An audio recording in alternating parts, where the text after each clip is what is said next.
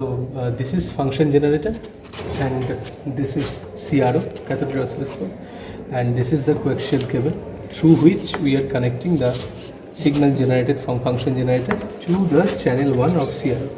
CRO has two channels, channel 1, channel 2. If I connect this one to here, then it will be fed to channel 2, and sorry, this is channel 1, channel 2, yeah, and this is channel 1, yeah, anything. Now this function generator, this instrument, both the instruments, they are having a switch on their body to which we can turn on and off. This is for function generator, this is for CRO. This is the screen of CRO where we will get the plot of the signal. Now this function generator, let us have a quick demonstration of this instrument. This can generate different types of signals: sinusoidal signal, triangular signal, square wave, of different frequencies. The range of frequencies will vary from 100 millihertz to 1 hertz, 10 hertz, 100 hertz, 1 kilohertz till 1 megahertz. So the maximum frequency that we can generate is 1 megahertz. Okay, now these are the range selection knobs.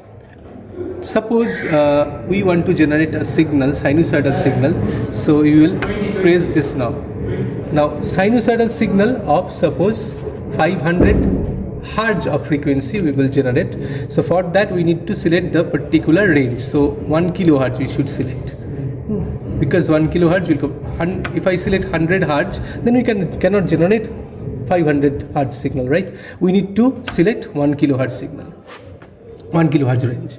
Now by adjusting the range, then after selecting the range, we can vary the frequency within the range using these two knobs. This is coarse knob, this is fine knob. Coarse, obviously we can rapidly change the frequency. Fine, with fine steps we can change the frequency. So what we need to make? We need to make exactly 500 hertz. How can we make? See, it is showing 0.612 kilohertz. The unit is K, so kilohertz, that means 612 hertz. We need to make it 500 hertz by adjusting this coarse knob. I am first adjusting this, and then by adjusting the fine knob we are making the fine adjustments, and right now it is exactly 0.5 kilohertz or 500 hertz. Now the next thing is that we have adjusted the frequency. The next thing would be to adjusting the magnitude. Suppose we want to generate a sinusoidal signal of 500 hertz and magnitude is 2 volt. Okay, to generate the magnitude, first of all we because already it is generating a signal, it has a certain magnitude. What is the magnitude of the generated signal? To get that display, you need to press this read knob. So if I unpress this, we will get the frequency displayed. This negative sign shows the frequency, and then if I press this, it will show the magnitude. Right now it is 2 volt. Suppose it's not in 2 volt, it is suppose this 3.99 volt. Then for selecting the magnitude also we are having a range selection knob, this one, to generate 0 to 2 volt, this one, 0 to 0.2 volts, 0 to 0.2 volt, this one, 0.2 volt to 2 volt, this, and to generate a signal till 2 volt to 20 volt you need to move the knob in this position. So after this selecting the range, what we need to do, we need to select the match the exact magnitude of the voltage that we want to generate by using this knob. So I am just rotating this knob to, right now it is 2.28 volt. We need to make it exactly 2 volt. So it's I'm adjusting it, making 1.99 and 1.99 we can consider is close to 2 volt. Okay, now the generation part is complete. The first motor was to generate a sinusoidal signal of 500 hertz frequency and magnitude of 2 volt. We have generated that. We have already fed that to channel 1 of CRO, and we can see a nice plot of sinusoidal waveform on CRO screen. Okay.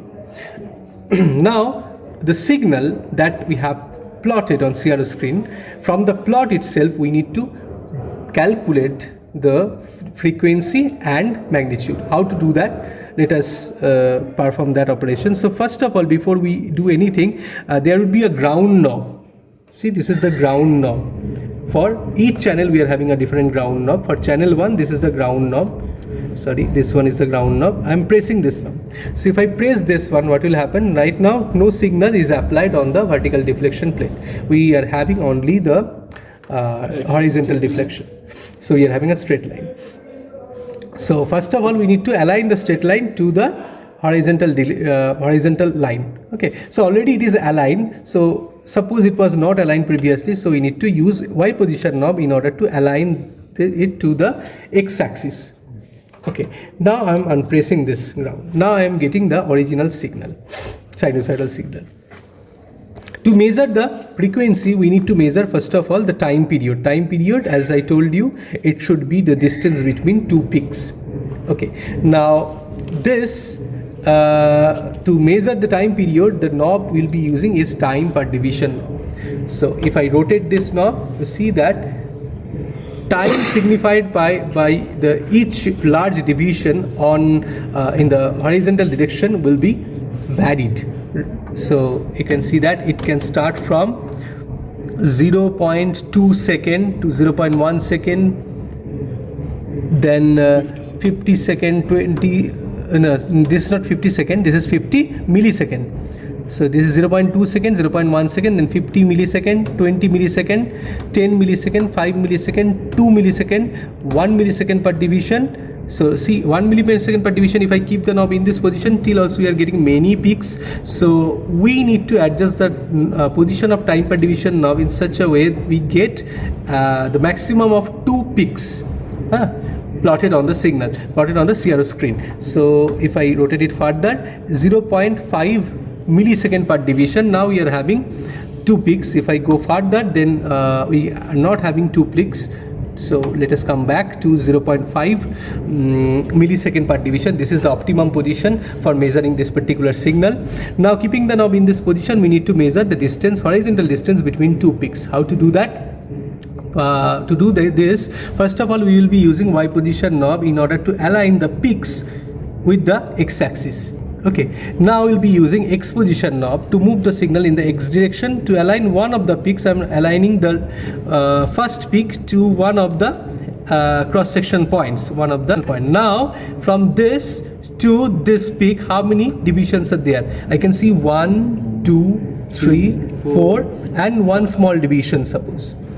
So one small division means 0.2 large division. So how many large divisions are there? 1 to 4.2 large divisions. So each large division is of 0.5 millisecond. So you multiply this to 4.2 into 0.5, you will get to know the time period. Okay, whatever you are getting, just write it down. 1 by that time period would be the frequency of the signal. In this way, you measure the signal. Okay, so as I told you, after you measure this, you will not get exactly 500 Hertz frequency. The measurement will differ. That how much it is differing, that you need to compare. What is the difference between the measured and generated and measured signals frequency? There will be a table in your lab manual, so there you need to mention it. Now the next thing would be to measure the magnitude. How to do that? Firstly, we will adjust the ground. We will press the ground knob. We will adjust the ground to x-axis and press this knob. Now, obviously, as you can easily understand that to measure the magnitude, we need to measure first of all the distance between 2 peaks in the vertical direction.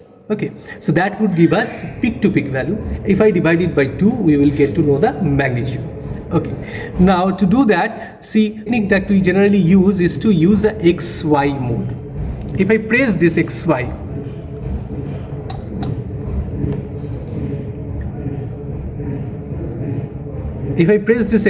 we will not have any horizontal deflection. In this mode, only we will be having a vertical deflection, and obviously the length of this line would be proportional to the peak to peak value of the signal. Okay, now I am just aligning this line to the Y axis, and using Y position I am aligning one end to one of the horizontal line. Okay, now we will measure the length of the line. How many divisions are there? 1, 2, 3, 4, 4.2. 4.2 and one small division, so 4.2 large divisions. Now each large division is of 1 volt. So what is the peak to peak voltage? 1 into 4.2, so 4.2 volt. What is the magnitude? Divided by 2, 2.1 volt. So although we have generated 2 volt signal, we obtained a 2.1 volt signal. So some error is there in the generating instrument. Okay. Now I am coming back to this original mode. Now see that in case of volt per division knob also, we need to position it in proper way, because see, if the position is like that, 5 volt per division, then see there will be error in measurement. We can still measure, length of the line will be small, the measurement error will be more. Okay, now if I keep it in this position, then you see that it is going out of the screen, so you are having a clipped waveform. So here also we cannot measure, so this is the optimum position, so we can measure with the best accuracy. Now the first step is clear. So if you want to generate in the same way a different shape signal, like here a triangular signal, you'll be pressing this knob, triangular wave will be generated. If I press this knob, a square wave will be generated. With 50% duty cycle, you see that on time and off time both are same.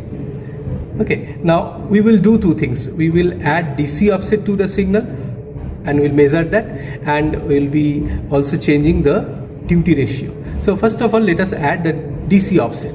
So DC offset, how to add that? We will go back to the sinusoidal waveform.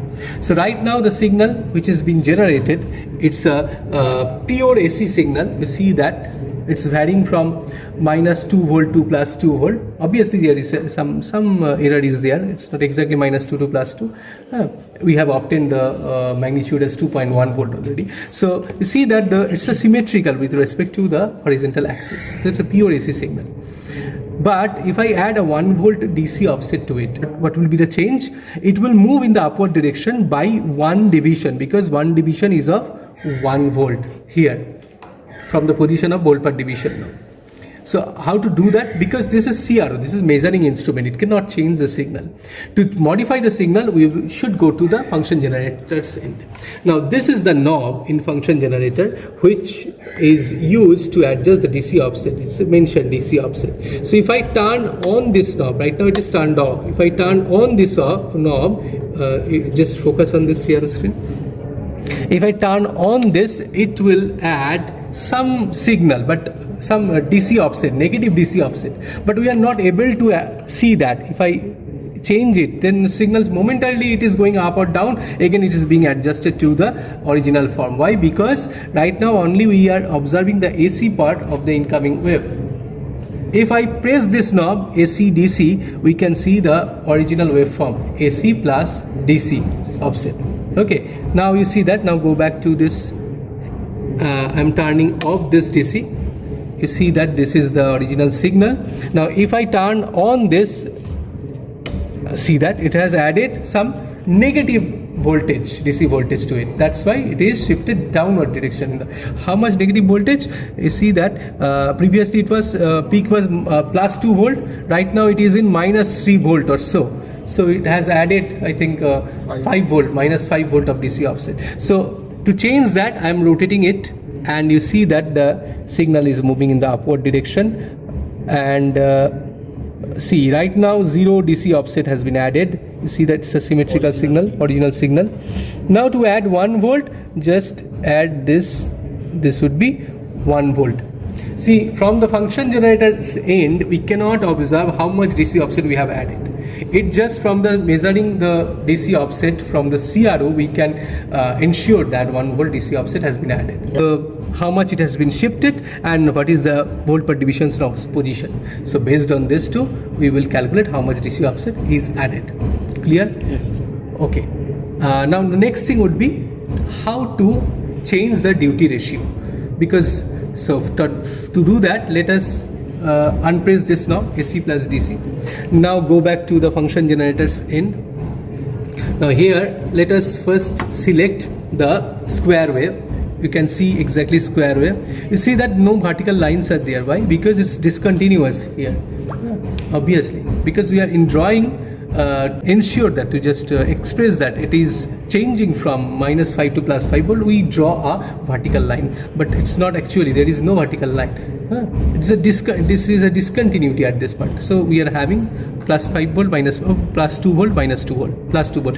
The time which during which it stays at +2 volt, it's called T on. -2 volt, it's called T off. So you see that T on is exactly equals to T off. So the total time period T is T on plus T off, it is 2 T on. So if I calculate the duty cycle ratio T on by T, it is 0.5. So it's right now 50%. Okay. Now we will be changing the duty cycle ratio. To change that, we will press this red knob. Now we can change. Now there is a knob beside this. By rotating this, we can adjust the duty cycle ratio.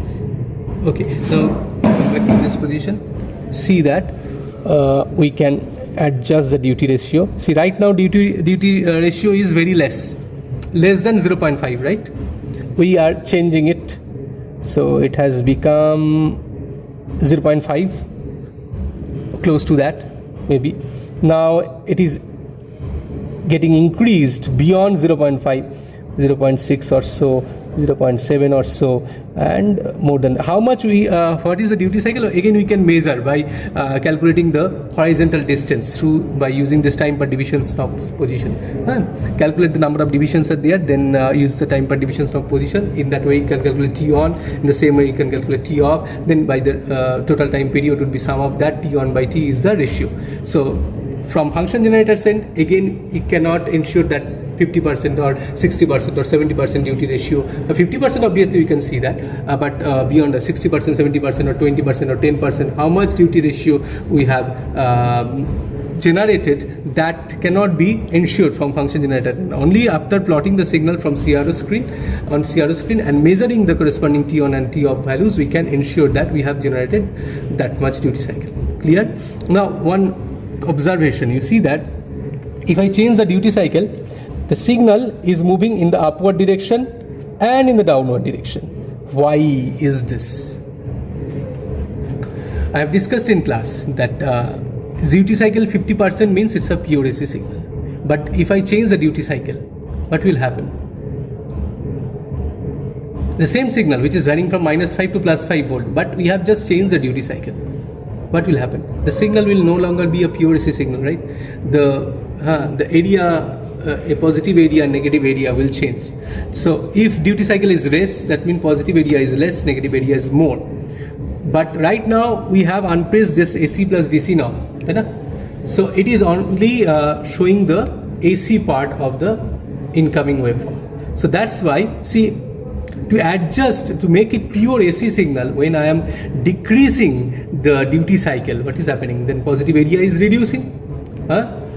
To match it with the negative area, it is moving the signal in the upward direction, so that we get more positive area. It can match. See, I am reducing the duty cycle. It is moving the signal in the upward direction, so that this area becomes comparable to this area. See that this area becomes now comparable to this area, exactly equal to this area, making it a pure AC signal. So I am reducing the duty ratio and the signal is further moved in the upward direction. In the same way, if I increase the duty ratio, it will be moved in the downward direction. Why? Because you see that now this is the positive area, this is the negative area. It should be matched. So that's why it is moving. So to see the original exact signal, what we need to do, we need to press this particular knob. Right now we can see the total signal DC plus AC. If I keep the knob in this position and then I rotate this, we'll see that there is no movement of the signal in the horizontal direction, only the duty ratio is being changed. So this is the complete demonstration of experiment with function generator and CRO.